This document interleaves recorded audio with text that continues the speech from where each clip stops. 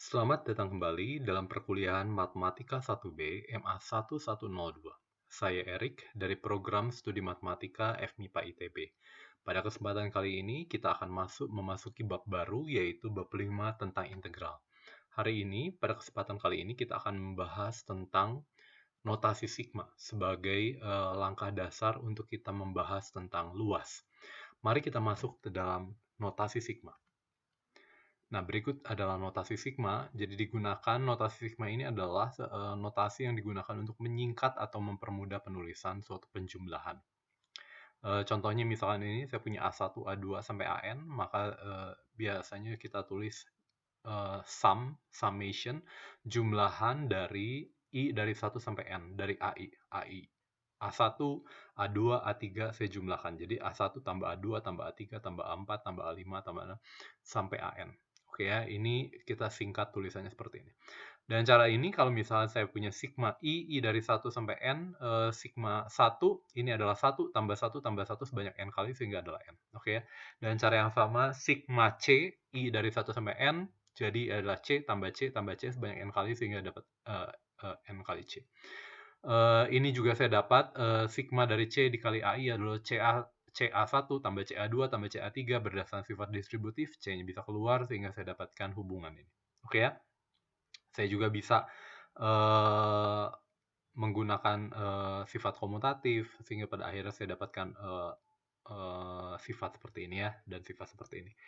Nah, sebelumnya coba kita lihat terlebih dahulu tentang deret aritmatika. Oke ya, yang dikatakan deret aritmatika adalah deret jumlahan barisan angka yang mempunyai perbedaan yang sama. Dalam hal ini adalah 1 tambah 2 tambah 3 tambah 4, ini bedanya semua adalah 1. Oke ya, beda didefinisikan sebagai suku sebelum, suku sesudah dikurangi suku sebelumnya, kira-kira seperti itu.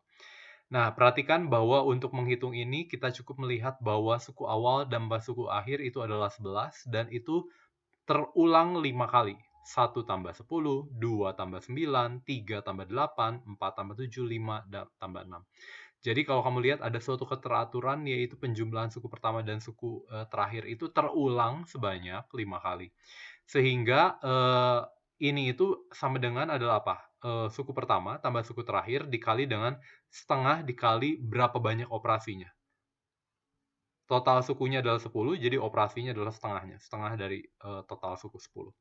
Jadi saya punya ini secara umum kalau penjumlahan 1 sampai N suku, ini adalah 1 tambah N dikali dengan setengah N. Atau biasanya kita tulis N dikali N plus 1 dibagi 2. Ini adalah SN biasanya kita tulis ya, deret aritmatika. Oke, akibatnya ini. Nah, coba kita melihat sedikit lagi saja tentang bagaimana kalau saya punya sigma I kuadrat, I dari 1 sampai N.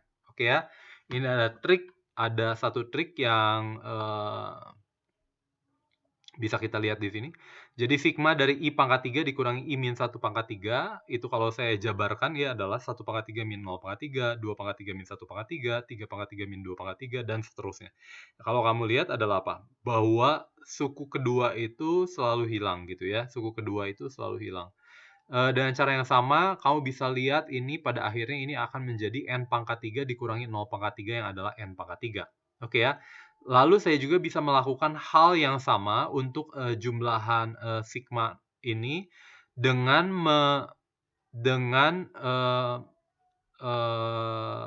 dengan melihat apa itu I pangkat 3 dikurangi I min 1 pangkat 3. Oke ya.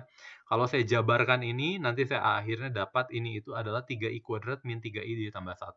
Dan berdasarkan sifat sigma tadi, akan saya dapatkan 3 kali sigma I kuadrat min 3 kali sigma I ditambah sigma 1.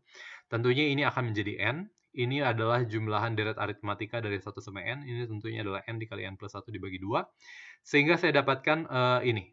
Ini terkait dengan ini, dan ini terkait dengan ini saya taruh di belakang. Oke ya, untuk menghindari kesalahan bahwa sigmanya itu I kuadrat ditambah ini. Bukan, ini adalah ini ditambah sigma I kuadrat.